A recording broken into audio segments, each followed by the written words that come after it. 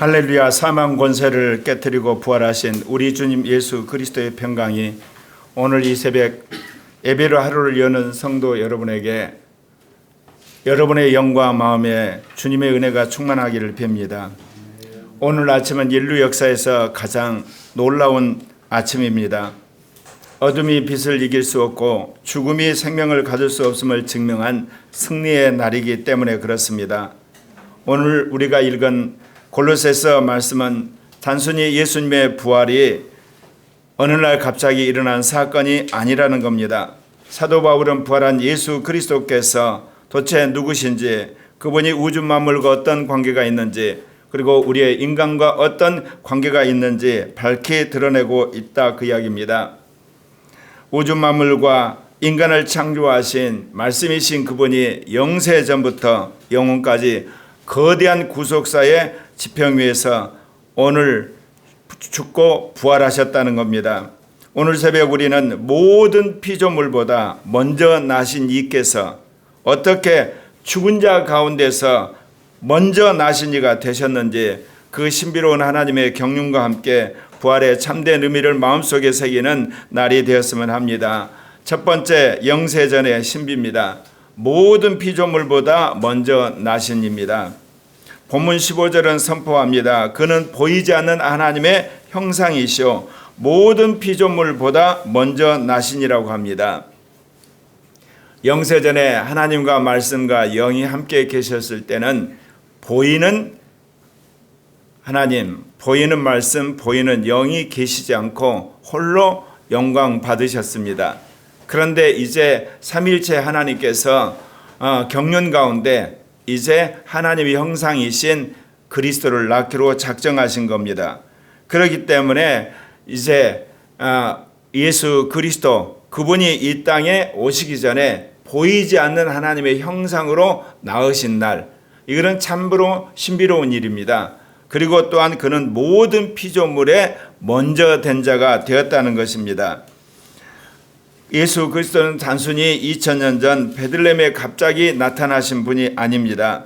하나님께서는 영세전부터, 시간이 창조되기 전부터 영원 속에서 당신의 영을 부으심으로 말씀으로 하나님의 형상을 낳으셨습니다.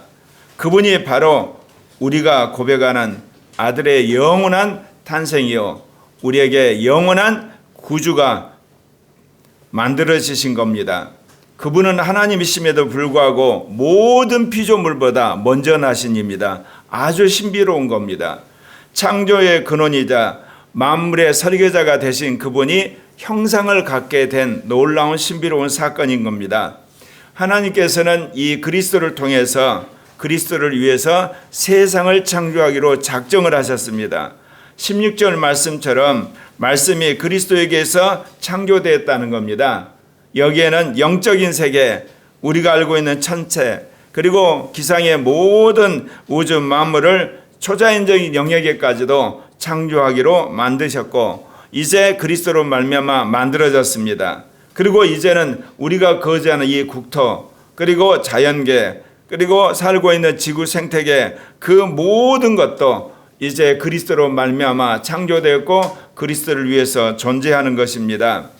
물론 이러한 천사들과 또 영적인 존재들, 도덕적인 그런 가치들, 정신적인 모든 것마저도 그리스도로 인하여 그리스도를 위해서 만들어졌다고 오늘 바울은 이야기를 하고 있는 겁니다. 그런데 이렇듯 그리스도를 위해서 창조된 그 모든 것 가운데서도 보좌 높은 곳에 앉아 있는 그런 통치권자들, 그리고 지배를 형성하는 주권자들, 그리고 질서를 관장하는 모든 통치자들, 실제적인 집행력을 관장하는 영적인 권세들마저도 다 그리스도로 말미암고 그리스도를 위해 창조되었다는 겁니다. 우리가 이 땅에 살다 보면 우리가 당하는 여러 가지 엄청난 그런 힘들, 그리고 세력들, 그런 사람들 때문에 위축하게 되고, 또한 우리가 두려워 떨게 되고, 우리가 어떠할 할 바를 알지 못하지만 우리가 믿는 예수 그리스도는 그야말로 하늘과 땅과 보이지 않는 것과 보이는 것, 그리고 우리가 살고 있는 이 모든 것을 창조하신 분이고 그를 주관하신 분이라는 그 믿음이 오늘 이 아침에 여러분 마음속에 생겨나기를 바랍니다. 그래서 여러분의 삶 속에서 여러분이 부딪히는 모든 문제를 이 믿음으로 이겨내고 그리고 여러분과 함께 하신 그리스도로 말미암아 여러분이 승리하시기를 바랍니다. 여기에 놀라운 사실이 있습니다. 하나님께서는 이 거대한 만물을 창조하셨는데 특별히 그리스도를 닮은 존재를 만드신 겁니다.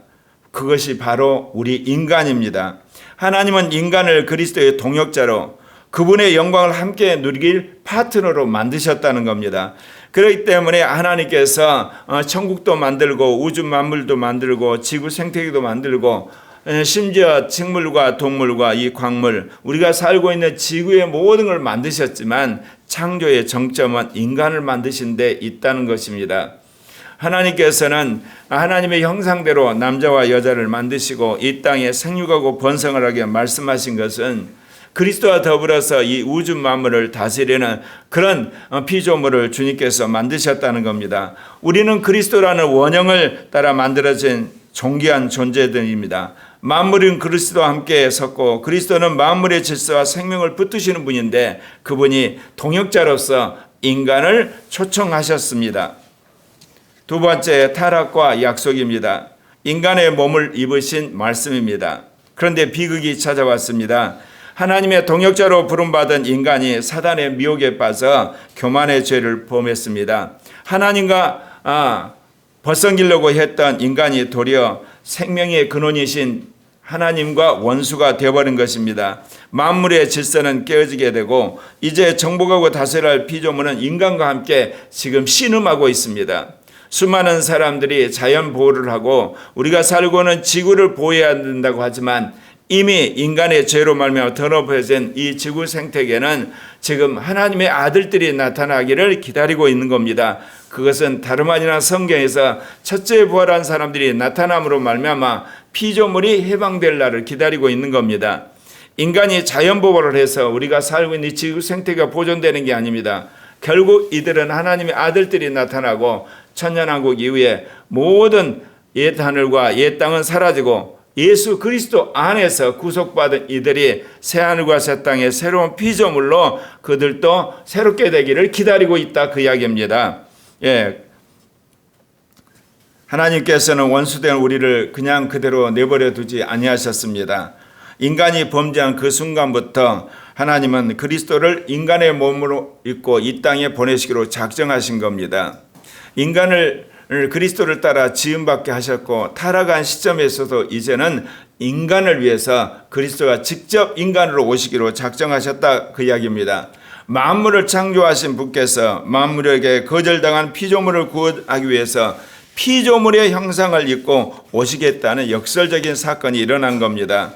만물이 그로 말미암아 창조됐는데 그로 인하여 지금 존재하고 있는데 정작 주인 되신 그분이 종의 형체를 입고 이 땅에 오신 겁니다. 하나님이 인간이 되신 거고 인간으로서 그분은 또한 종으로 섬기셨고 마지막 인간보다 그분은 정말 사람들의 천대를 받아 십자가에 죽으신 겁니다. 창조의 말씀께서 당신이 만든 시간 속에 인간으로 들어오신 겁니다. 당신은 이 시간이라고 하는 공간의 제약 속에서 당신은 하나님의 말씀에 따라 사람들을 섬기셨고 마지막 우리를 구원하기 위해서 무도한 자들에게 붙잡혀서 십자가에 죽으셨습니다. 왜 그러셨을까요? 그것은 죄의 노예 가운데서 그리고 사망의 고통 가운데 있는 인간을 구속하기 위해서 그러신 겁니다. 그러나 사망과 음부가 그를 붙들어 놓을 수가 없었습니다. 그분은 죄가 없으신 의인이었기 때문에. 그래서 오늘 아침 그분은 부활하신 겁니다. 죽은 자 가운데 첫 열매가 되신 겁니다. 우리가 수많은 기적들을 경험합니다. 이룬 말할 수 없는 놀라운 이적들을 우리가 경험하지만 죽은 자가 부활한 것은 우주의 유일한 사건입니다. 인간은 죽었다가 어떤 의미에서 다시 살아날 때가 있지만 또 다시 죽습니다. 그러나 예수 그리스도의 부활은 영원한 부활입니다.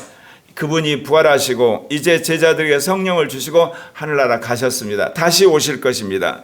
사랑하는 형제 자매 여러분, 오늘 부활의 아침에 예수 그리스도를 우리가 경배하고 하나님께 영광을 돌리는 것은 예수 그리스도의 부활과 더불어서 우리 또한 부활의 소망을 갖고 있기 때문에 그렇습니다.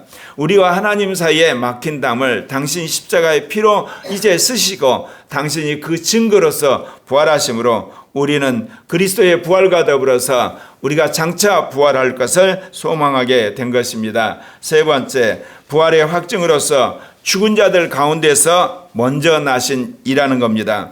오늘 본문의 절정이 18절을 보십시오. 그는 몸인 교회의 머리시라. 그가 근본이시오 죽은 자 가운데서 먼저 나시니라. 이는 친히 으뜸이 되려 하심이라. 그리스도께서는 우리의 죄를 짊어지시고 십자가에서 처참하게 죽으셨습니다. 만물의 생명의 근원이 되신 그분이 죽음의 시면까지 내려가신 겁니다. 음부에 가셨고 무저기까지 가셨다가 당신이 다시 부활하신 것입니다. 세상은 그것이 끝이라고 생각을 했습니다. 사탄은 승리했고 그리고 또한 예수를 핍박했던 자들은 이제 예수가 죽었으므로 다시 자신들이 승리했다고 박수를 쳤을 것입니다. 그러나 사망은 생명의 근원 되신 예수 그리스도를 붙잡아 둘 수가 없었습니다.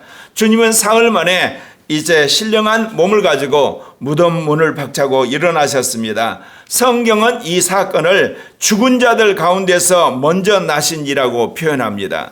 이는 단순히 죽었다가 살아난 첫 열매가 아니라는 겁니다.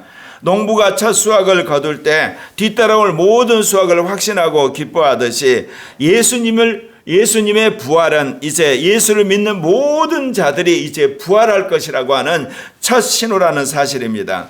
그렇기 때문에 15절에서 피조물 중에 처음 나신 그분이 바로 18절에서 부활을 통해 새로운 피조물의 교회의 머리가 되셨다는 것입니다.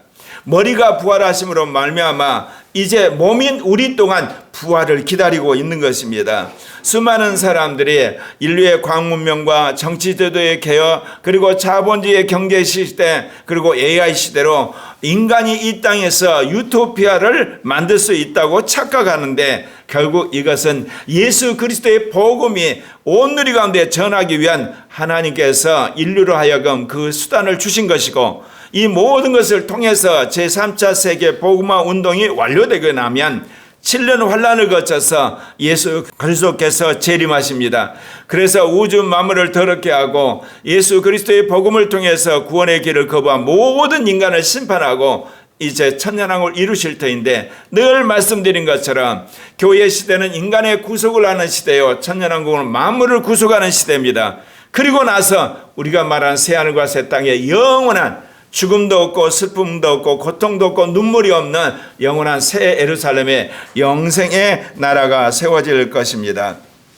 부활의 현재적 의미는 교회의 머리 대신 주님을 따라서 우리가 부활을 소망하며 산다는 것입니다. 성도 여러분, 주님이 죽은 자 가운데서 먼저 나셨다는 것은 오늘 우리에게 어떤 의미가 있습니까? 그분은 몸인 머리의 머리십니다.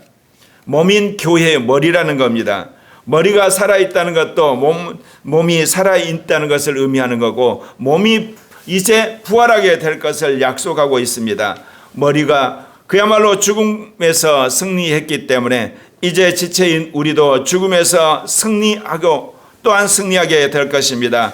주님의 부활은 과거에 박제된 사건이나 지나간 추억이 아닙니다. 지금도 교회를 통해서 그리고 거듭난 우리 안에서 영으로 오셔서 우리에게 생명을 주시고 장차 부활할 것을 우리에게 약속하고 계시는 겁니다. 세상의 권세자들은 죽음 앞에서 무너집니다. 세상의 모든 영웅 호걸도 죽음 앞에서 이제 그들은 가야 됩니다. 그러나 우리는 죽지만 다시 부활합니다. 우리는 그야말로 세상에 고통을 당하지만 주님 안에서 우리는 일어서게 되는 것입니다. 우리의 주님은 죽음을 밟고 일어나 만물의 으뜸이 되셨습니다.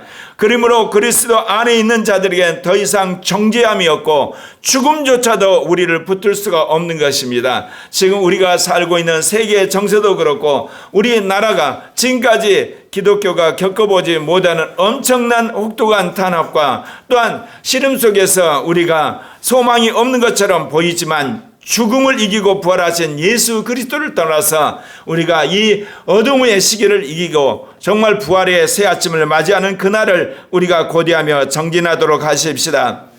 만물이 그리스도 안에 함께 서 있듯이 우리 인생 또한 부활하신 예수 그리스도의 손 안에서 날마다 승리하게 될 줄 믿습니다. 그렇기 때문에 우리는 그리스도와의 관계 속에서 그리스도를 통해서 날마다 승리하고 하나님이 우리에게 주신 실제의 사명을 이루는 그런 교회가 되기를 바랍니다. 비록 우리가 작고 연약하지만 이 모든 것들은 육신적이고 옛사람과 그리고 세상에 매여 있는 우리를 정말 그리스도 안에서 이제는 율법의 죽은 자요 죽음의 원죄에 대해서 죽은 자로 온전하게 우리를 세우신 연후에 한국은 물론이요 아시아 세계 가운데 천년왕국의 복음을 전하고 이기는 자의 복음을 전하고 그리고 14만 4천의 복음을 전하는 주님의 선각자로 부르신 걸 믿으시길 바랍니다. 말씀을 맺겠습니다. 영세전에 하나님으로부터 나서 만물을 창조하신 예수 그리스도, 우리를 동역자로 삼으려 하셨으나 배반한 우리를 위해서 친히 인간이 되신 그분, 십자가의 저주를 담당하고 죽으셨으나 이제 사망 권세를 비우시고 다시 부활하신 그분이 바로 오늘 우리의 예수 그리스도, 또한 우리의 구주가 되신 그분이고 그분이 성령 안에 우리 안에 오셔서 살고 계시는 것입니다. 그렇기 때문에 오늘 이 새벽에 우리는 그분을 찬양하고 경배하기 위해 이 자리에 모였습니다. 오늘 이후로 우리는 그분과 더불어서 부활의 영으로 모든 일에 승리하는 여러분 되시길 바랍니다. 오늘 이 새벽 무덤 앞에 달려갔던 여인들처럼 우리도 부활의 소식을 들었습니다. 이제 우리는 낙심하는 자리에서, 실패의 자리에서, 그리고 우울했던 자리에 일어나서 승리의 자리, 영광의 자리, 소망의 자리로 나아가십시다. 질병의 고통, 경제적인 위기, 인간관계의 깨어짐, 그리고 삶에 있어서 낙심의 자리에서 일어나서 이제는 죽음의 모든 권세를 깨뜨리고 부활의 능력으로 승리하는 증인들이 되어야 되겠습니다. 주님은 죽은 자 가운데서 먼저 나셨습니다. 그 뒤를 이어 저희들과 여러분 모두가 이제 부활하게 되실 것입니다. 이 영광스러운 소망을 우리는 품고 오늘 하루 우리의 삶 속에서 부활의 주님과 더불어서 함께 걸으십시다. 그분이 만물의 주인이셨듯이 우리 또한 부활의 주님과 더불어서 만물의 주인된 자로서 주님이 주신 영적인 권리, 인적인 권리, 물적인 권세를 행사하는 주님의 부활의 증인이 되시기를 바랍니다. 예수 그리스도의 부활의 능력이 오늘 새벽 예배에 참여한 여러분의 모든 간구 위에 응답하시고 치유하시고 회복하시고 소망을 주시는 날이 되기를 주님의 이름으로 축원합니다. 기도하겠습니다.